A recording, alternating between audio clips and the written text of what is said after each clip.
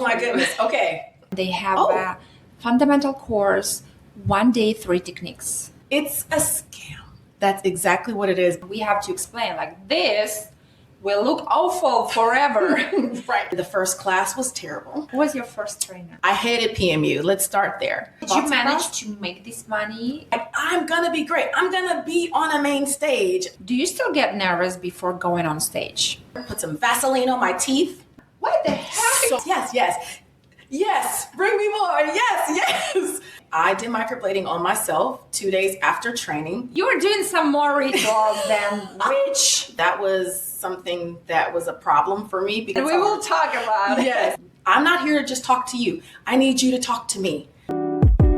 This is the PMU Space Community Podcast. Here we have real, honest talk about ups and downs and how to grow as an artist. Level up your skills and build a beauty business that actually lasts. PMU Space is where your progress begins. Hello everyone, my name is Oksana Vroda. This podcast series are recorded for the PMU Space Community, created to show the real backstage of success in the PMU industry. Here, top artists share not only their achievements, but also their struggles, so you stay motivated and never give up.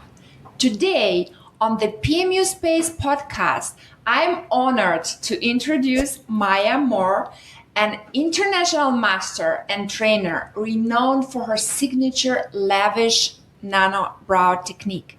Maya has transformed the lives of over 6,000 clients, trained more than 5,000 artists worldwide. Her experience and expertise is redefining standards in the brow industry. Please join me and welcome the extraordinary Maya Moore. Woohoo! Thank you so much, Oksana. So glad to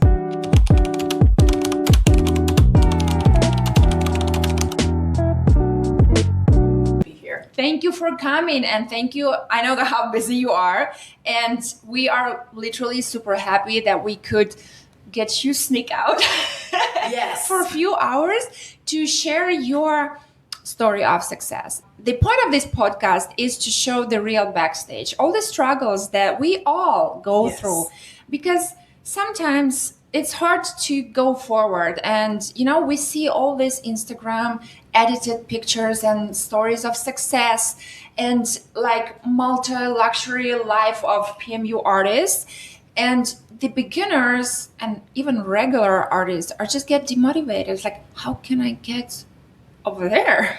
It's kind of impossible. Yeah. So we just want to hear the real story. What's the backstage of your success?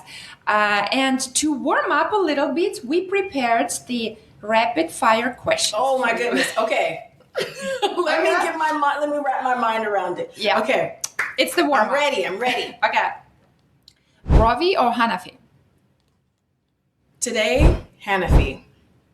Got it. Yes. Your go-to PMU machine? My go-to PMU machine.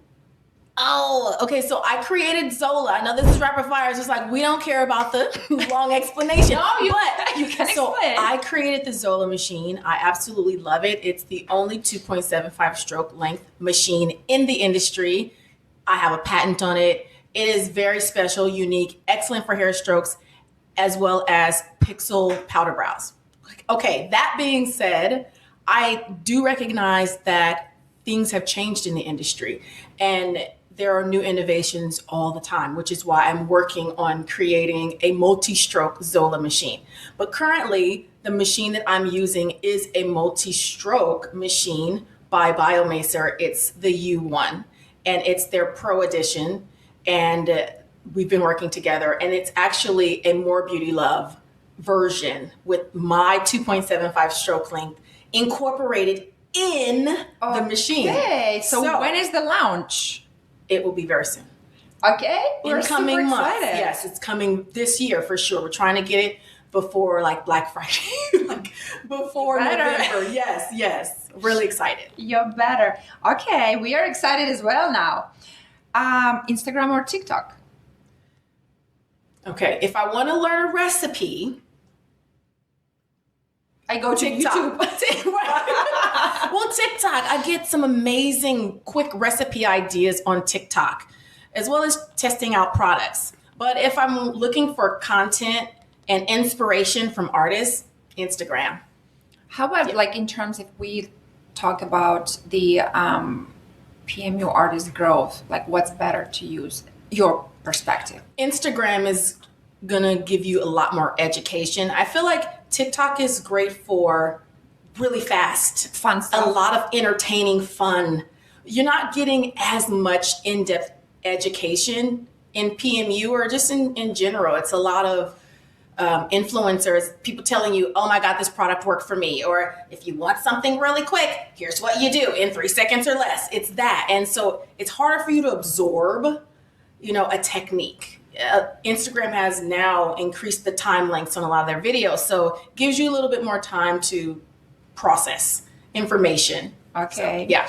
Do you still get nervous before going on stage? Oh, this morning, today. Absolutely. My heart was pounding. I said a quick prayer, drank a lot of water, put some Vaseline on my teeth because it keeps your lip from sticking to your teeth when you get dry mouth. That's a good tip. Oh, yes. It's amazing. I gave it to Natalia too. And I just go out there and all of those nerves turn into excitement. And if the crowd is dry and just like they were today, I just engage them. They were dry? They're just looking like the people that went on before. They're just like, no sound. Maybe they were just magnetized by how brilliant you No, were. not with me. I engaged them. But I'm saying before me, when I came out, they were just so quiet. When I come out, I want to bring everybody into the presentation and just have a discussion. Like, I'm not here to just talk to you. I need you to talk to me. And I just try to get everyone's participation. Yeah. On mode. Yes. And I really do turn on and it becomes really fun and entertaining. So yeah. And that's your energy as well. Yes. Let's be honest. Not Thank everybody you. has that fire energy to turn on the crowd. Yeah. So, yes. Okay. Talking about brows, bold or natural?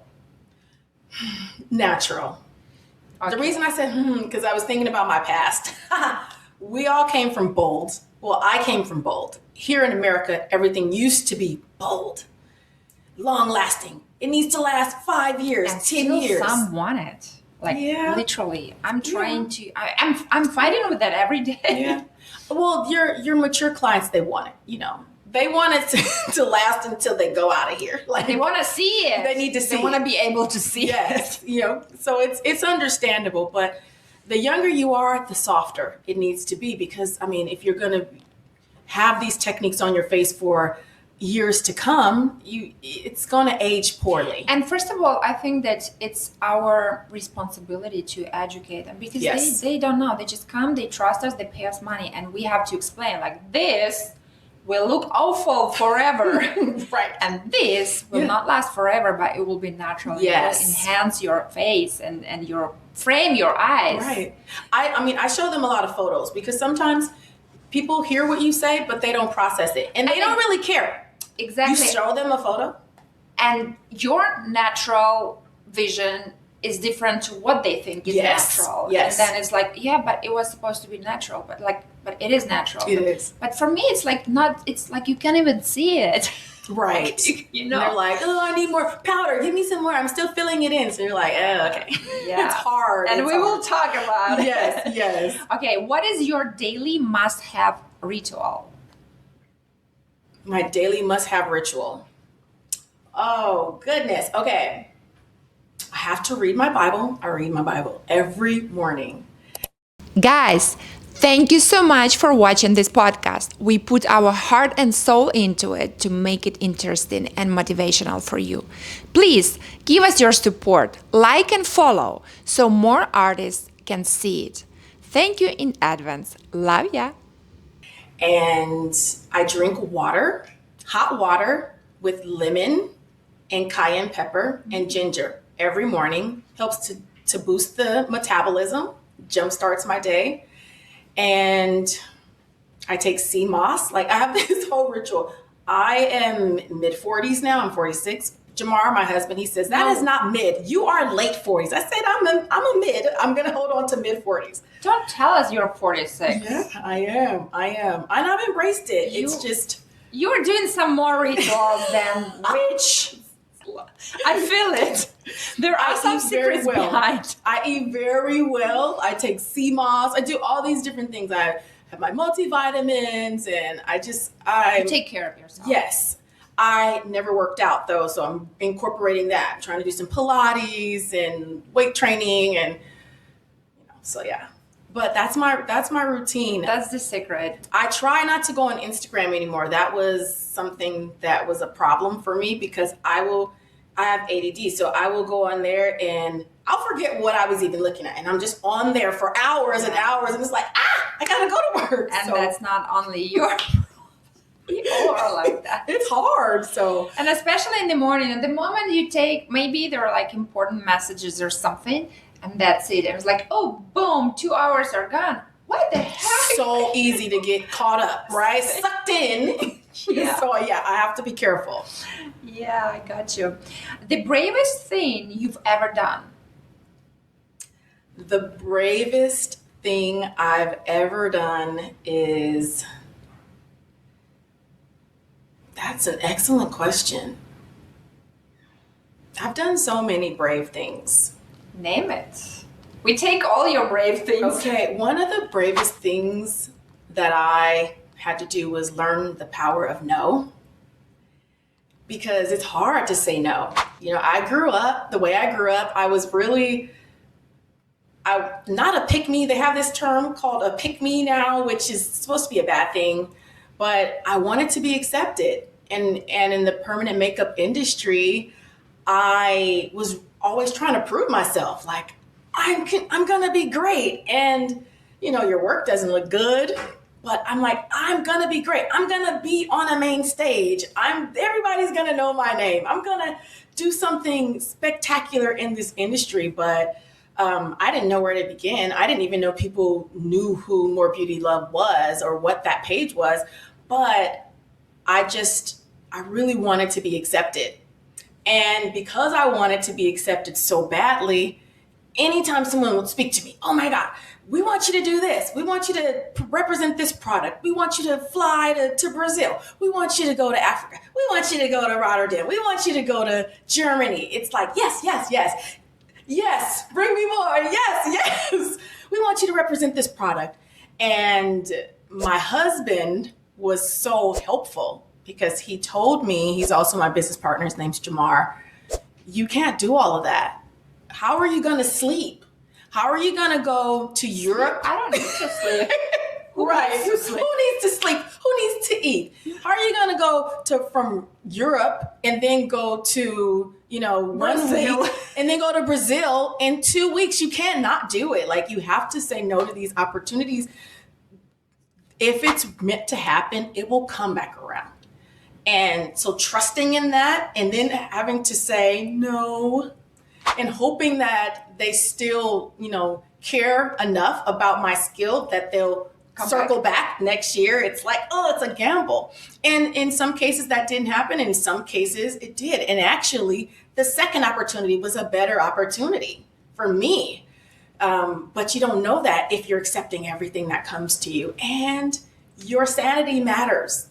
Like I said, we do need sleep, especially as you get older, ladies, and gentlemen, you need some sleep. So it took time to feel that, like, okay, I can say no and be okay with it. Yeah. I have something exclusive for you here. Are you a PMU artist in your first few years trying to figure it all out? Or maybe you're an established artist looking to be a part of a supportive community that actually gets it? Or maybe you're already in the beauty industry, thinking about getting into permanent makeup, but not sure if it's the right fit. PMU Space gives you a real look at what it takes, the techniques, the struggles, the breakthroughs, and the business side too. It's your opportunity to explore the world of PMU and decide if it's truly for you. It's a growing support system packed with real advice, live sessions with top artists, and the community that talks openly about what's really happening behind the scenes. Whether you're building your skills, exploring the path, or just looking for your people, PMU Space is where the progress begins. Click the link below or scan a QR code and start exploring PMU Space Community today. Your journey begins now. See, look, you know. I know. Would you rather spend a day teaching or working with clients? Oh, well, I like to teach. I love clients, but I love to teach pre-existing clients, like people that are already in the industry. I like doing master classes because there's less hand holding. But one great thing about new students is that they don't have any prior knowledge. So you don't have to retrain bad habits. So it's easier to teach pre-existing artists if they've had good training and a good foundation. But in America, that's not always the case. Some people have only taken a one-day class. Some people don't even know anything about color theory. They don't even know anything about machines or more. needles. I live in Mexico, and they have a fundamental course, 1 day, 3 techniques.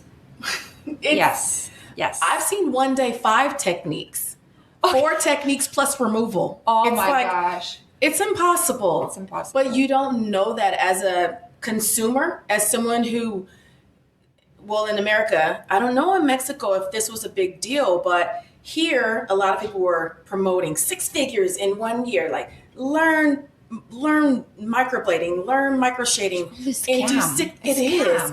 It's a scam.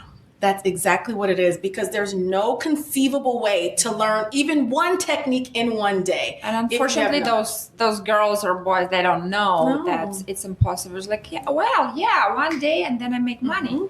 Yeah. So you've thrown your money away, and then you want to keep taking more classes, but you really don't even have the right foundation. So that's what it's good to teach those people, like existing artists, if they have the right foundation, because then you're just building and increasing their skill versus trying to retrain. Exactly. And toss all that, nonsense out the window and then train them the right way. Online courses or offline courses? Well, both, honestly. I think that, of course, everyone is going to say offline. Everyone's going to say in person. However, we do have a very successful online bootcamp system where we do virtual online classes. And this is why I say both. If it's just a standalone online class where, it's a static video and you're just watching and taking the information, and that's great. But how do you know if you're really doing technique correctly? How do you know if you're performing those skills the right way?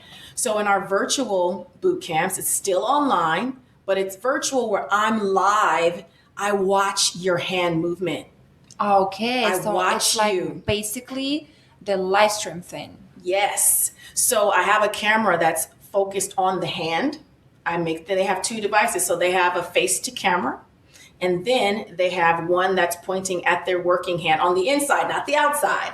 So I can see if you have the right angle, if the way your needle is moving. I can tell when you are thinking too hard, when you're overthinking, when you've got it, when you feel confident, when you're not breathing, when you've got all these questions, when you have anxiety, when your brain has stopped working. I can feel all of that in your movement. Like, I personally think that, for fundamentals, it gotta be offline. Absolutely. Because this is where the hand positioning, body positioning, the depth, everything, it needs to be controlled and put in correct way. Absolutely. And then for level ups, for improving techniques, maybe covering some challenging moments when they start working and they see okay, but how do I work with this type of skin? Why not? Yes. Online just will give you this information, easy, affordable. You don't need to travel. Yes. And in case you cannot afford to go to the offline, take online at least. Right. But be constantly learning. You must. I was even bringing this up in my presentation today. If you are not training annually, The industry is changing. How many times do you see a new pigment line? How many times do you see a new machine, a new cartridge needle? Now, some of this is marketing, yes, but a lot of it is because there are new advances happening, new skills. There are new ways. And actually, they make our life as PMU artists easier. Yes. Like it's just like it solves so many problems, and you know how to solve those problems because this is what people are working on the industry, and then they share it with you. So, absolutely. Yes, absolutely. I totally agree. Okay, women's or men's eyebrows? Oh, I love male clients. They're my favorite. I always tell people I love men. They don't complain. They're not no drama. There's no drama. They're so grateful and thankful for anything that you do, and they tip you very well, and they are faithful. They will come back. They will bring people. So I love male clients. Of course, this is a female or woman dominated industry, so you're typically going to have more women coming in, but I love the male clients. Those are my favorites. Great. Maya, now going back to the background. Yes. Tell us a little bit more about when and how did you start in PMU? What was your journey to this industry? I hated PMU. Let's start there. I thought it was so ugly. And let me tell you why. Everything I saw was a Sharpie, thick brow, and the brow would be like this. One up here, one down here. Nothing was ever symmetric. It was a very dated technique. And it never looked realistic, not even just if it was powder. I never saw any hair strokes ever.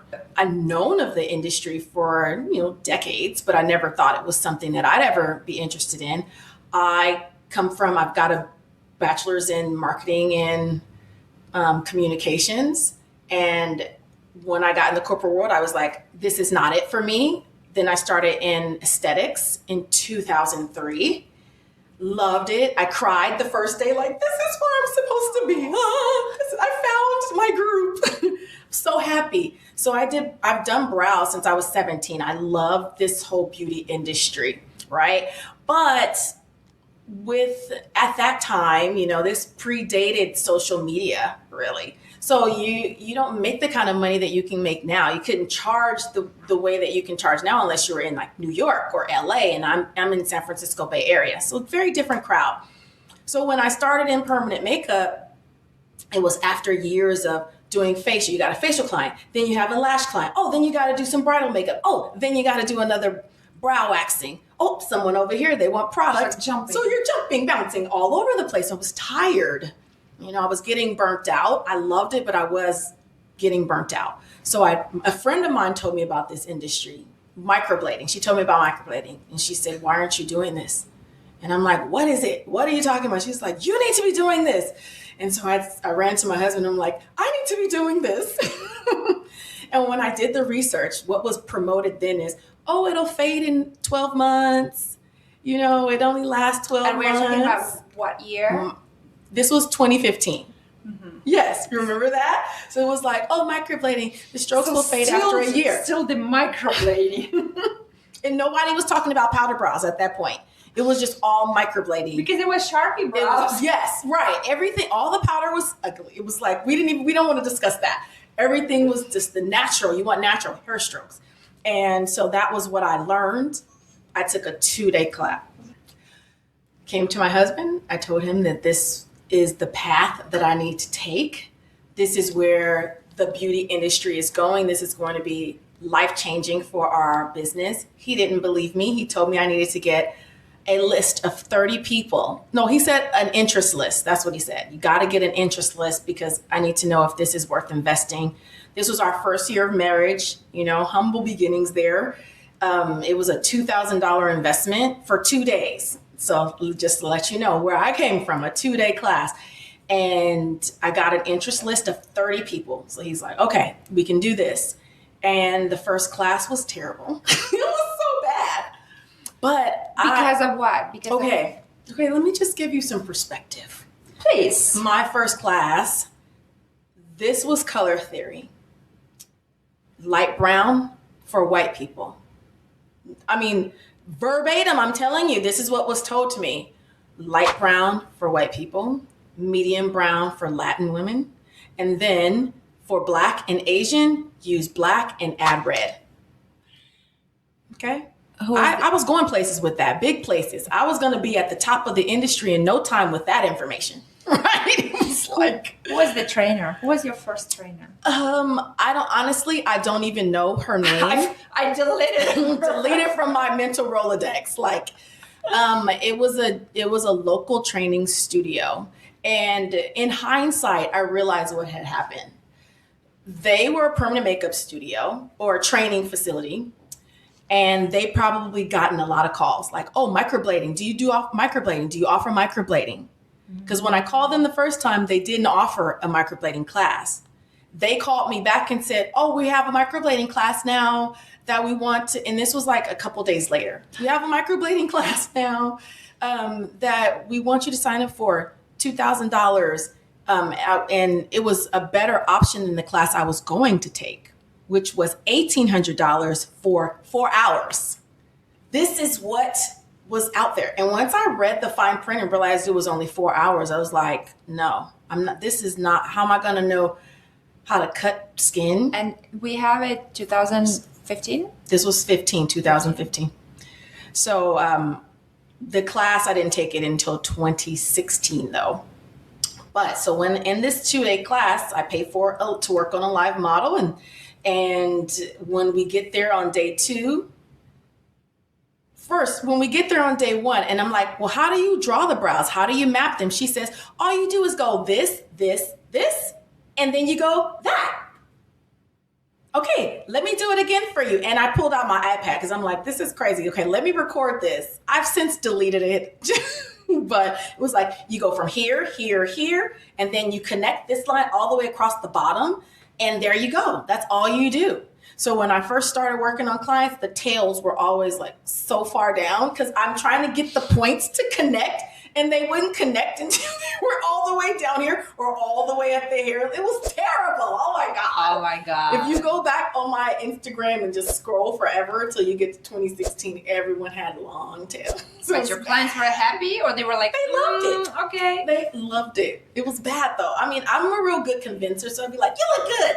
You gotta, everyone's gonna love it. Oh my God, look at the transformation. And they just go off of what I felt. But yeah, so that was my beginning. I was my first model.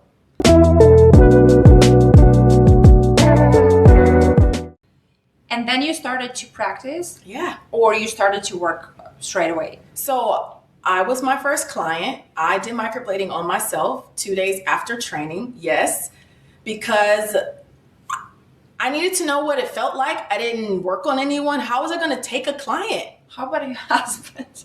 He didn't really sell it to him to do it on him. He would have died. He would have never let me cut it. I can't even do an extraction, a blackhead. He will go ballistic. Yeah. He's like, no. So I said, I'm going to do it on myself because this has to work. We invested this money. It's going to work. It was so painful. Like my eyes were blinding me. Like the tears were like, stop her vision. No, stop. Cut it off. And I kept cutting deeper because after you put the secondary in them, I couldn't feel anything. And I was like, wow, this is so interesting. Let me go a little deeper. I still can't feel it. Let me go a little deeper. And then I was like, wait, let me stop before I hit a nerve. So I have so much scar tissue. But yeah, so this is my beginning. I'm in pain. The next day, 2 days later, I did my sister. And she's squirming, and I'm just like, this is what you have to do. You got to dig it in. And I'm just like cutting, but I didn't know what I was doing. There was no reason for me to know based on the kind of training I had. So eventually about 4 months later, I went and got trained again in LA. I spent $3,500. I trained with Baltic Brows. Remember Did you manage to make this money? I was making money. Okay. So you were saving and you went for like an advance or another training? Yes. So this was another beginner's course. I was taking clients. I had a very lucrative brow waxing clientele. And I also worked So not on microblading? No, not on microblading yet. You made this money on other services? Well, yeah, but So within that 4-month span, I worked at a salon. I was getting a lot of clients from them. The salon artists, they were sending their clients to me, even though it wasn't great. It was still good for the time. It was good for the time. I had retention, like I was focusing on healed results. But in hindsight, if I look back, it all looks terrible, but it was at least something. It didn't all fade away. But I knew there was a problem. So that's why I went and got trained again. So it was coupled with my microblading money as well as my other services, my aesthetic services. Again, that one was better training. It was much better. Okay. I finally got a foundation. And I asked all the questions that I needed to ask, everything I struggled with, I put it out there. Exactly. So you already knew what points you need to be covered. They covered Fitzpatrick's. They covered pigments, which I didn't know anything about pigments. I mean, there was still a lot lacking, but it gave me enough of a foundation. I knew about depth. I knew what a stroke should look like. When I was in that first class, she just gave us a tool and just gave us skin and said, make lines. What biggest challenges did you face at those very first steps? Did you have enough clients? Tell us, how did you find your clients? I was very fortunate. I don't really have a story where I didn't have clients. I really struggled. In my first year, I made $100K very easily. I have always been really great at selling to people. I could sell you this necklace off my neck right now. I already got you looking at it. $5, I'll give it to you. She did. She got me. I could sell my services, and because people knew that it lasts a year, we all thought it was gonna fade in a year. We all know that was a lie, but we were telling people that. So it was better than tinting. Tinting only lasts a couple days to a week or so before it fades. And it's better than just getting your brows waxed or threaded because, it's just still what... you still have a bald spot. You still got that 90s brow, that Pamela Anderson thin brow. Who wants that? So I was still able to make something beautiful and that, give you an illusion of having more than you started with. So people were just happy with that. I wasn't happy though because it didn't look like it did when it was fresh. It was all blurred. It was gray or it was red. It was crazy. It was wacky. They were happy though. I wasn't. And that kept me driving towards another class. Who has what I need?